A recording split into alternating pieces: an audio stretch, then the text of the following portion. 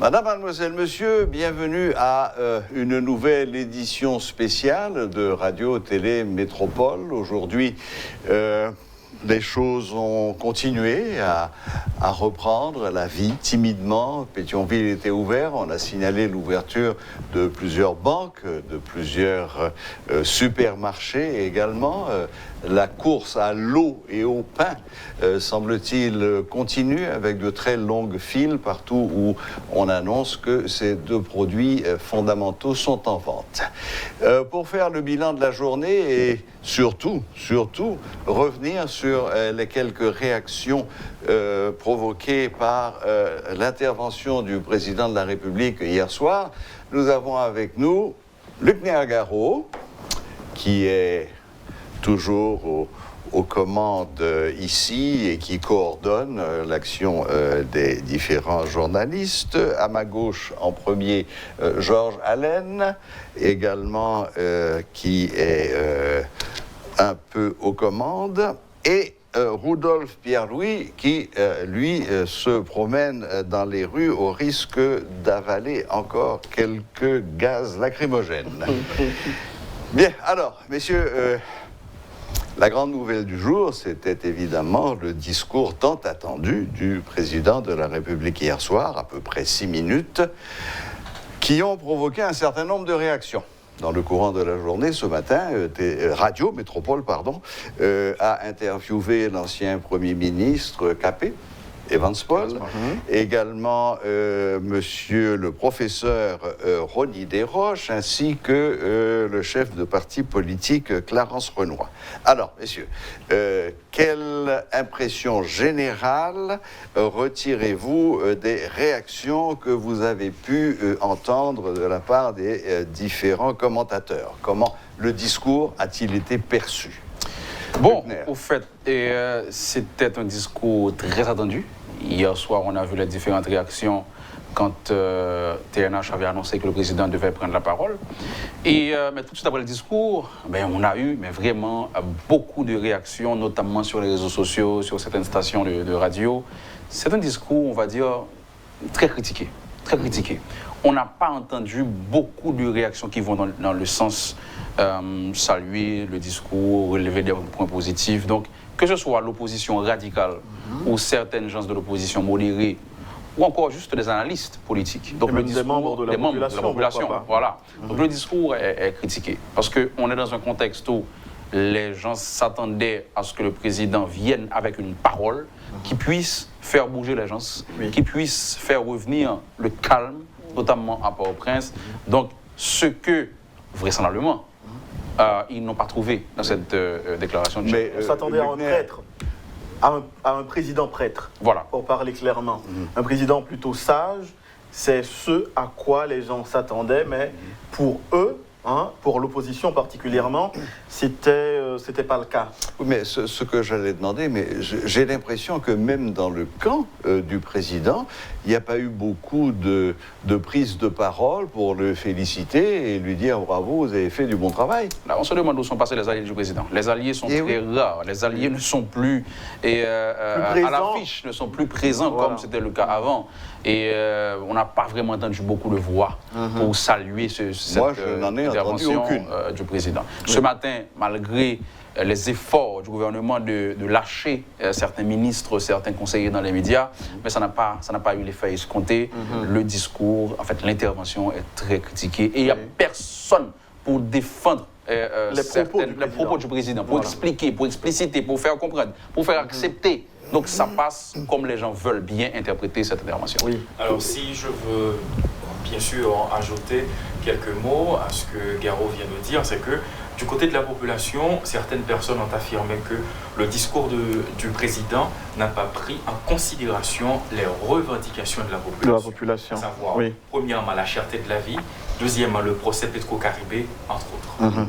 Le procès à faire, le procès qu'il faut tenir.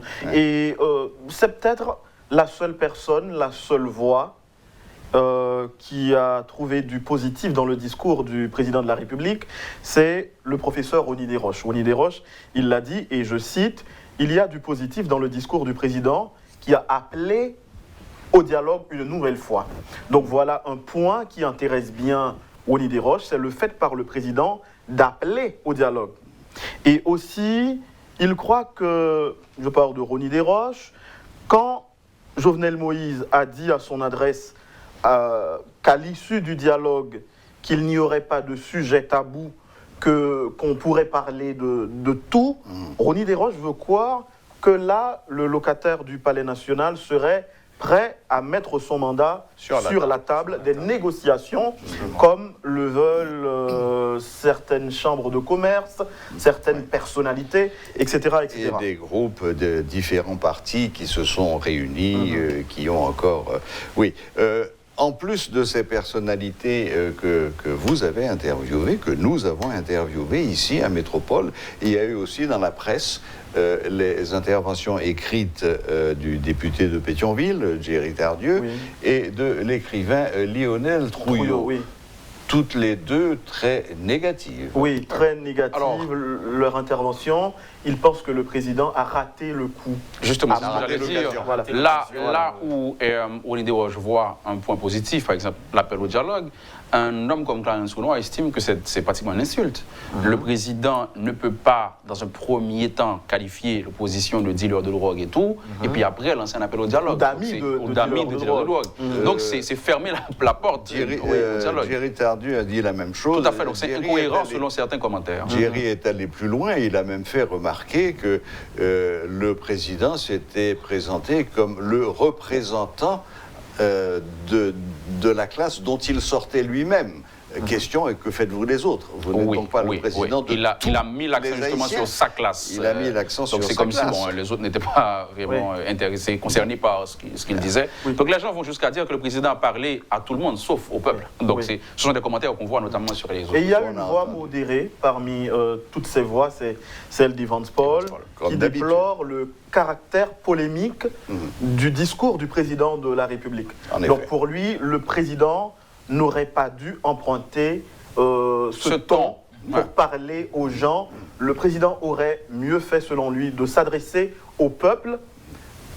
Non pas qu'il aurait dû laisser de côté totalement l'opposition, mais attaquer en règle l'opposition, selon Evans Paul, c'est une très mauvaise chose. Et il l'a dit, dans le contexte actuel, la sagesse et l'humilité sont de mise dans un camp comme dans l'autre. Ce qui revient d'ailleurs à rappeler ce que nous disait le colonel Rébu hier soir, quand il avait affirmé que l'idée même que ce discours ait lieu lui faisait peur. La première chose qu'il avait souhaité, c'est que le président se présente devant la nation avec humilité. Ce fut tout sauf ça. On a eu affaire. Il y a eu de l'arrogance dans la voix, dans le ton.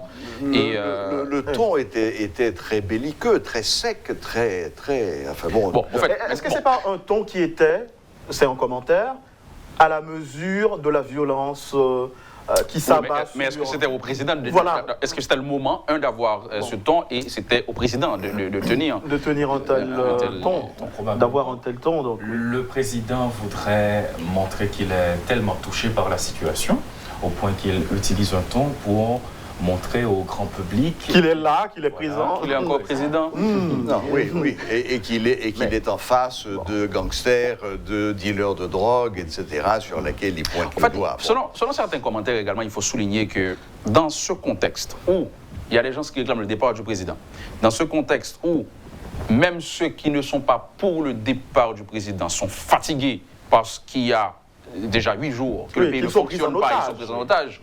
Donc, certains estiment qu'aucune parole du président n'aurait pu calmer les esprits si elle ne dit pas « je démissionne dans 3 mois, 6 mois, 5 jours ou tout de suite ». Ou tout simplement « je mets mon mandat sur la table ». Je reviens également sur Evans Paul qui l'a dit. Mettre son mandat présidentiel sur le tapis n'est pas synonyme de révocation automatique. Ou de démission. Ou de démission. Bien sûr. Il a dit que le président est trop prudent, qu'il aurait pu jouer le jeu, mettre le mandat sur la table, on en discute et au final, il ne démissionne pas. Et certains vont même plus loin en disant le président a plusieurs fois réitéré son engagement en ce qui concerne le dialogue. Maintenant, certes, certaines personnes, certaines personnalités n'acceptent pas de dialoguer, de rencontrer le président autour d'une même table, mais il précise, si le président accepte de mettre sur le tapis son mandat, eh bien le dialogue... C'est plus plausible. Oui. Voilà. Ça, bon, ça, écoute, le président l'a entendu. J'ai moi-même posé une question au président avec ça, en préambule. Donc ça veut dire que le président sait qu'il y a des partis qui demandent qu'il mette son mandat sur la table. Pas qu'il démissionne, mais que son mandat fasse partie des discussions. Oui. Maintenant, il y a des propositions. Est-ce que le président ne pourrait pas écouter son mandat? Donc, OK, vous avez un mandat de 5 ans, vous pouvez toujours... Par exemple, une personnalité de l'opposition, par exemple Mme Bozil, avec un texte pour dire, si le président avait simplement dit que je propose de mettre mon mandat sur la table, à condition que l'opposition se mette d'accord sur le processus, sur la formule.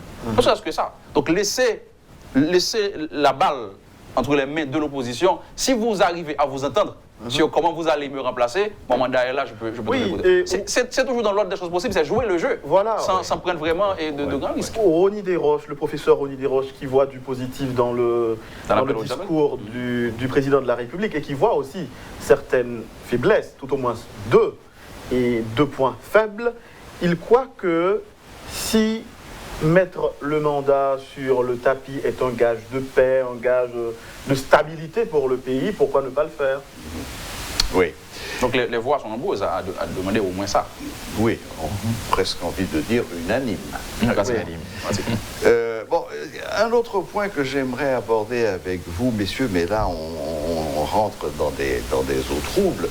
Beaucoup de gens ont pris certaines parties du discours du président comme de violentes attaques contre le Premier ministre. Et y a-t-il eu, parmi les différentes réactions que vous avez pu entendre, quelqu'un qui ait posé clairement la question, la guerre ouverte est-elle déclarée entre le président et le Premier ministre? Quelqu'un l'a-t-il fait? Evans Paul a effleuré le point, le sujet. Il prend pour vérité ou demi-vérité les rumeurs ou encore les révélations, aidez-moi Luckner, les informations laissant croire qu'il y aurait malaise, coup de foi glacial même dans les relations entre le président et son Premier ministre. On a même parlé, sans pouvoir le vérifier, de gens qui en sont presque venus aux mains. Oui, on a même parlé de ça. Donc, est-ce qu'il y a malaise? Dans le discours du président, sans vouloir faire de commentaires, on le sent insidieusement. Le président a dit, et je lis, crise pays a traversé à grave en pile, depuis juillet passé, le peuple a été sorti dans la rue pour demander changement dans les conditions de la ville. Moi, étant des voiles, c'est peut-être ça que j'ai choisi un monde qui était candidat en face moi dans l'élection, notaire Jean-Henri Séan, comme Premier ministre pour former un gouvernement. 5 mois après, voilà. Crise Lavigne, plus grave. Et il menacé Fondation Pays. Voilà. C'est-à-dire la personne en qui j'avais confiance pour m'aider à sortir de la crise, de la pas fait. Ça va plus que là. Ça va encore plus loin. Dans la crise Le fait qu'il ait jugé utile de rappeler que son Premier ministre était en face de lui lors des élections présidentielles, ce qui d'ailleurs n'est pas une bonne image. Lors d'une course présidentielle, vous n'avez pas vos ennemis en face de vous, vous êtes tous sur la même ligne. Enfin bon, ça c'est de la sémantique, laissons passer.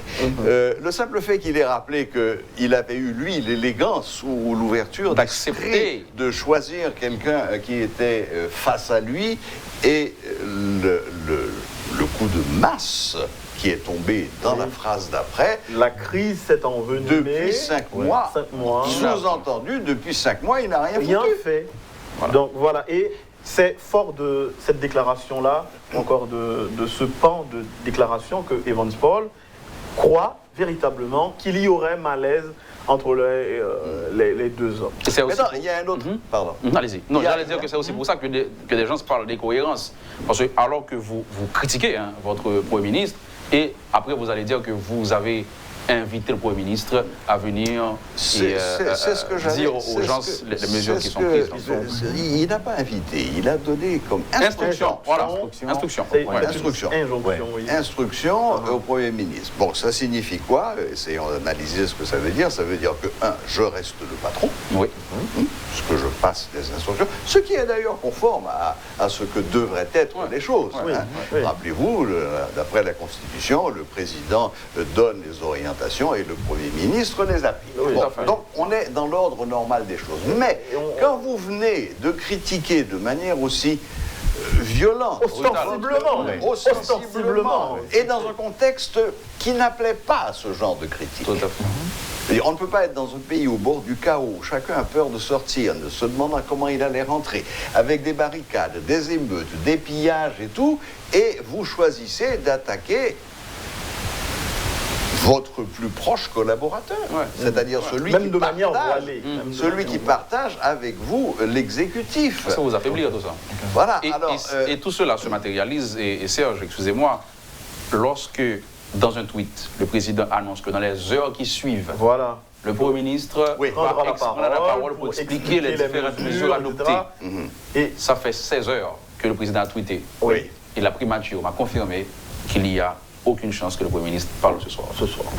Redites-nous ça, Garo. Donc la primature m'a confirmé qu'il n'y a aucune chance que Jean-Henri Séan parle ce soir.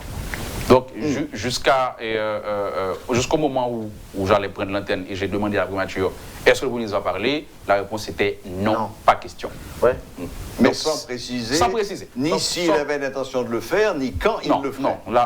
Simplement, de nos jours, la primature est très prudente. C'est ça. Donc, la seule chose de certaine, d'après vos sources, le Premier ministre ne s'adressera pas à la nation, aujourd'hui. 16 heures qui suivent, on ne sait pas combien.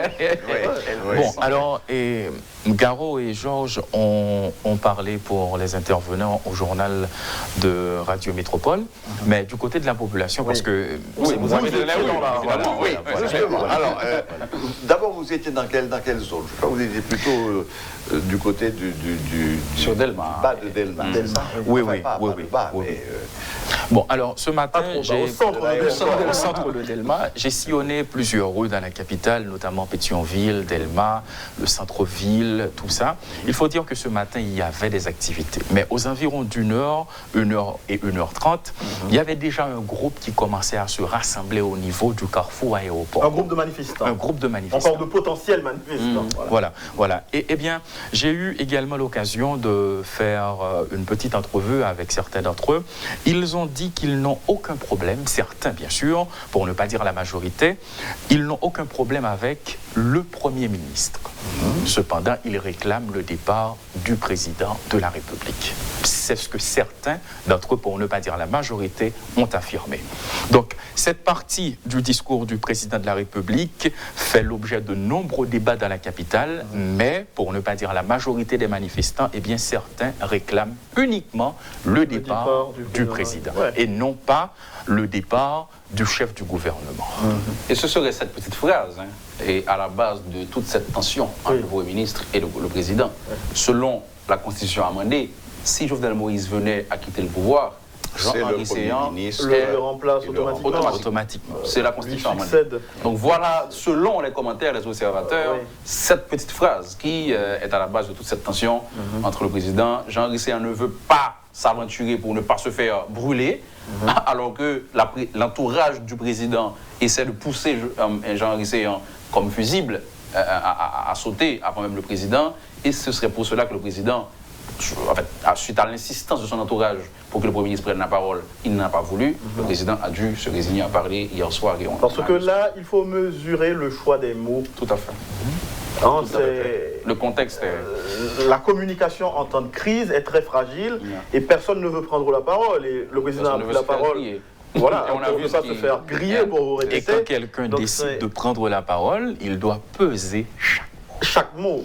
Ce qui, hélas, ce n'est pas toujours le cas en Haïti. Le phénomène du veau et monté est quand même beaucoup plus fréquent que de peser comme... c'est pas facile aussi par rapport à l'auditoire. J'ai vu, moi, hier soir sur Internet. Mais, écoutez, on parle de quoi? On parle de communication, 1, politique, 2, en temps de crise. En temps de crise. Donc, après le discours du président, il a fallu quoi 3-4 secondes à une personne pour lancer un commentaire sur Facebook. Oui. Le président dit là. Oui. Et revenir avec des photos, des images, etc. Pour essayer de désavouer le président de la République. Parce que là, ça a eu l'effet de boule de neige. Oui. Donc il suffit qu'une personne dise le président va dire rien là, tout le monde reprend. Ouais. Donc, et puis tu as un tonne de commentaires sur Facebook qui disent le président va dire rien.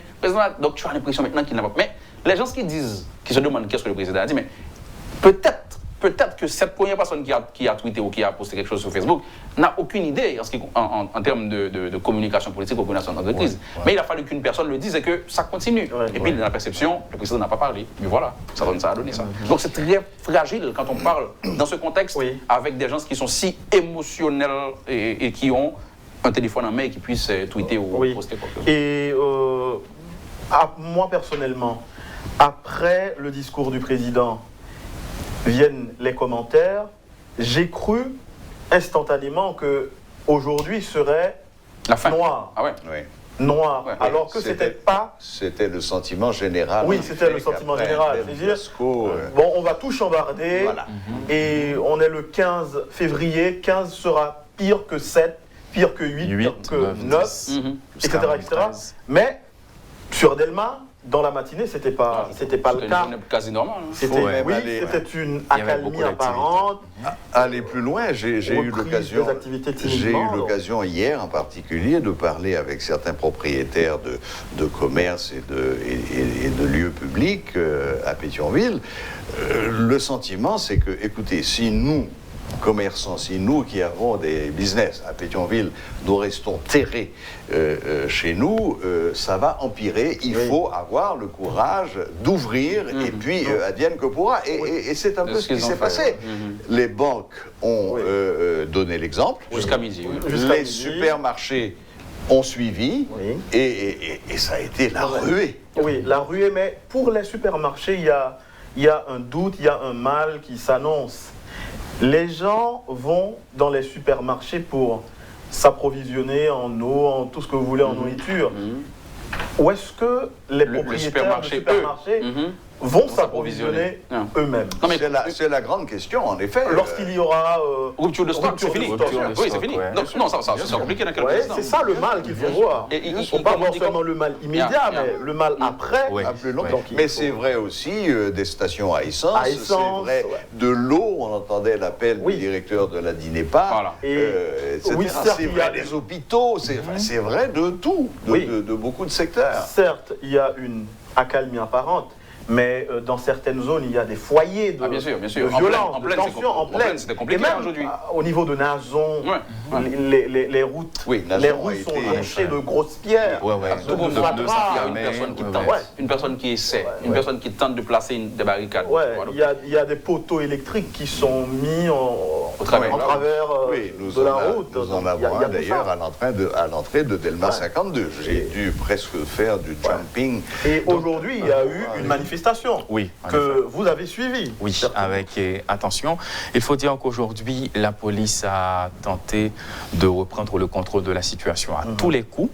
La police a utilisé des moyens classiques en sa possession, comme lancement de gaz lacrymogène, pour tenter pour tenter de disperser les manifestants, parce que il y avait un jeu entre les manifestants et la police. La police est présente au carrefour de l'aéroport. Les manifestants commencent à se regrouper, la police lance des gaz lacrymogènes. Et rapidement, la foule est complètement évacuée, éparpillée un peu partout. Voilà. Maintenant, la police laisse le carrefour de l'aéroport, il remonte et à partir de Delma 33, la police fait demi-tour. La police revient directement au carrefour de l'aéroport. Et s'il y a un groupe de manifestants qui, en absence de la police, tentait de se rassembler à nouveau, de se reconstituer, la police lance une nouvelle fois des gaz lacrymogènes. Ce qui finalement, ce qui finalement a permis à certains de conclure que aujourd'hui il n'y a pas eu de manifestation sur l'autoroute de Delma, parce que la police a tout fait. police a tout fait pour empêcher les manifestants. L'expression qui s'impose, la police n'a laissé aucune chance aux manifestants de constituer un groupe suffisamment imposant pour... compact. Mais il y a eu beaucoup d'efforts pour avoir cette manifestation. On a même parlé d'un pick-up qui était en train de distribuer je ne sais quoi au carrefour de l'aéroport. Vous avez vu tout ça? Bon, c'est après. Il faut dire que la police a lancé le gaz lacrymogène et après on a remarqué un pick-up noir. Et bon, dans un premier temps, j'avais dit que c'est une voiture, c'est un véhicule officiel, ce que moi j'avais rectifié sur le coup. Et c'était un pick-up noir de plaque privée et on avait vu à l'intérieur un parlementaire, c'était le député Printemps Bélisaire qui distribuait je ne sais quoi, parce que je ne veux pas affirmer ce que j'ai pas vu, j'ai pas eu le temps de voir ce que les manifestants avaient en main. Il était en contact avec les manifestants, il distribuait quelque chose. Voilà. Point d'interrogation. Point d'interrogation. Ouais. Bon, eh bien, messieurs, écoutez, on va peut-être conclure, surtout qu'on va montrer quelques images. La conclusion, c'est l'interrogation. Comment sera lundi? Est-ce que on va y avoir... Première question, comment aux yeux du public doit-on résoudre cette grande question qui est de savoir, y a-t-il vraiment inimitié entre le président et le Premier ministre? Et inimitié est peut-être un terme un peu faible. Tout à l'heure, je posais la question de savoir si la guerre n'a pas été déclarée carrément. Première attente, je crois, de tout le monde, c'est comment va réagir le Premier ministre? Qu'est-ce qu'il va pouvoir faire? Qu'est-ce qu'il va pouvoir dire qui soit est-ce qu'il a l'intention de dire quelque chose? Bon, à mon avis, il ne peut pas ne pas parler. Il est quand même le numéro 2 de l'exécutif. Se taire équivaudrait presque à un acte de désobéissance au président de la République. Oui, car il a laisse au Premier ministre instructions claires. Les quelques heures, les heures qui suivent peuvent être longues, mais au moins il doit prendre la parole. Maintenant, avant de refermer, Serge, il y a 2 points qu'il faut souligner. Un, le département d'État américain a classé Haïti alerte niveau 4, comme Afghanistan, comme Irak, comme Syrie, et en demandant à ses ressortissants de ne pas voyager vers Haïti. C'est vrai du Canada également. Justement, Canada Montréal surtout, a rapatrié ses ressortissants qui étaient en Haïti pour aider notamment les élus locaux. Et il a rapatrié. Et l'ambassade du Canada, il ne fonctionne plus. Bon, je ne veux pas dire que c'est fermé. C'est pas fermé. Non, mais ne fonctionne pas. Parce que c'est toujours comme ça en temps de crise. Justement. C'est vrai également de l'ambassade de France qui a annoncé que ses portes ne seraient pas ouvertes au public aujourd'hui et qui demandait avec la plus grande insistance à tous les ressortissants français de rester chez eux. Oui. Eh bien, non. Moi-même, je pourrais dire que ce sont des actions qui laissent beaucoup de questions sans réponse. Pourquoi? Ouais, c'est pour cela que j'ai tenu à signaler ce fait justement avant de refaire. Est-ce que durant ce week-end, le ministère de l'Éducation nationale va demander aux élèves de regagner leur salle de classe? Pour se poser ces questions. Demander, c'est toujours plus facile, maintenant créer les conditions. Créer les conditions pour que ça soit possible. C'est là la difficulté. Voilà. Donc, en conclusion, qu'est-ce qu'on peut dire? Bon, moi, je dis que les gens ont besoin de sortir. Oui. Quand je dis qu'on a besoin de sortir, ça veut dire c'est pas la volonté. Tout au monde. Non, les gens doivent sortir. Ça veut dire si vous, comme les businessmen vous ont dit, Serge, si les entreprises n'ouvrent pas leurs portes, mais elles vont laisser l'impression que ça ne va pas. C'est vrai qu'il y a des risques, je suis d'accord, mais il faut comprendre que si vous n'occupez pas l'espace, d'autres personnes vont l'occuper. Donc il faut sortir, vous voulez sortir, vous sortez, vous voulez ouvrir votre restaurant, vous le faites, et comme ça, s'il y a des dangers, vous allez refermer. Mais il faut quand même donner l'impression que vous voulez commencer à fonctionner et voir ce que ça peut donner. Moi, ce qui m'a surtout frappé hier, c'est dans beaucoup de secteurs, ce sentiment de soulagement de pouvoir enfin sortir sans trop risquer de se prendre un pavé sur la figure. C'est ça. Il y avait cette espèce de... enfin, on peut circuler. Ça s'est confirmé aujourd'hui, finalement. Parce que Pétionville, on peut dire qu'aujourd'hui, Pétionville était presque tout à fait normal avec un point positif, c'est qu'on pouvait circuler sans problème. À la question de Luckner, à votre question, Luckner, c'est pas que les gens ne veulent pas sortir, ils sont affamés, assoiffés. Oui, oui. Ils veulent sortir, mais c'est pas l'État. L'État n'a pas le contrôle. Et Evans Paul l'a dit. C'est l'opposition qui est en position de force. Oui. Et même l'opposition ne contrôle pas tout ce qui se passe. Voilà. Parce que l'opposition est en position de force et que l'opposition n'est pas trop contre la violence qu'il y a dans les rues. Maintenant, non, je comprends. Sortir pour les gens, c'est un grand défi. C'est risqué. Je crois qu'Evans Paul a surtout voulu dire que l'opposition était en position de force pour négocier. Oui. Parce que comme vient de le dire Garot, c'est pas l'opposition qui lance les mots d'ordre de manifestants ou de manifestants. Non, mais l'opposition a gagné en confiance par rapport à tout ce qui se passe. Le fer de lance. Oui. Parce que l'opposition a été le fer de lance, donc c'est son mouvement qui se réalise à travers les rues aujourd'hui. Oui. Même si ce n'est pas l'opposition qui commandite la violence, qui dit aux gens de faire de la violence, de tout chambarder, etc., etc.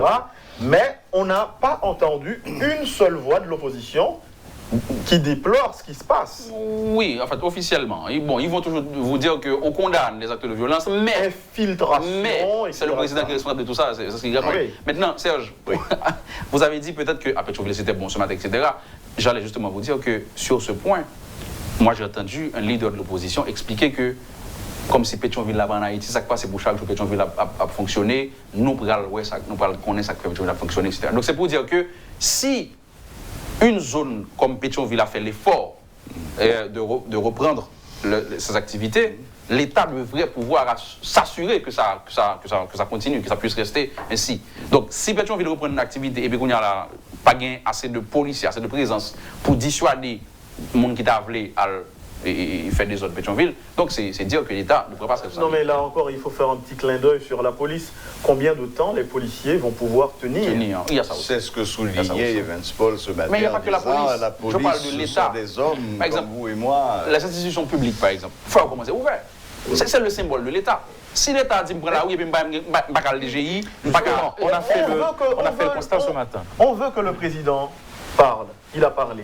On veut que le Premier ministre parle. Bon, on attend encore son allocution ou son adresse, etc., je ne sais pas trop. Mais qu'en est-il des autres?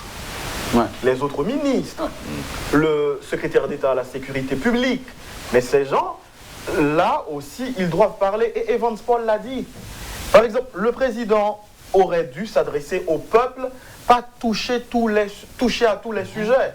Le président a touché à presque tout dans son discours. Oui. Il a parlé de chef de gang, sauf l'essentiel. Il a parlé de chef de gang qui est dans la rue. C'est pas au président de parler des chefs de gang. Il y a le directeur de la police nationale pour ça. Le ministre de la Justice. Le ministre de la Justice, il y a et tant d'autres personnalités. Donc moi-même, je sais que l'heure... Parce qu'ils se sont tués, le président était obligé de tout dire. Voilà. Je voulais apporter une petite précision et même un conseil, parce que sortir, c'est très bon après près de 8 ou 9 jours, passer à la maison, voilà, donc il est bon de sortir. Mais ceux qui sortent en véhicule public ou privé, il faut faire attention, parce qu'il n'y a pas encore des travaux de nettoyage qui ont été entamés, ce qui revient à dire que les résidus de pneus enflammés, il y a de grosses pierres, toujours. Grosses pierres. Il y a de l'huile également que certains ont même versé sur... donc, il faut faire attention. Il faut que vous soyez prudents. La vigilance est de mise. Où sont les mairies?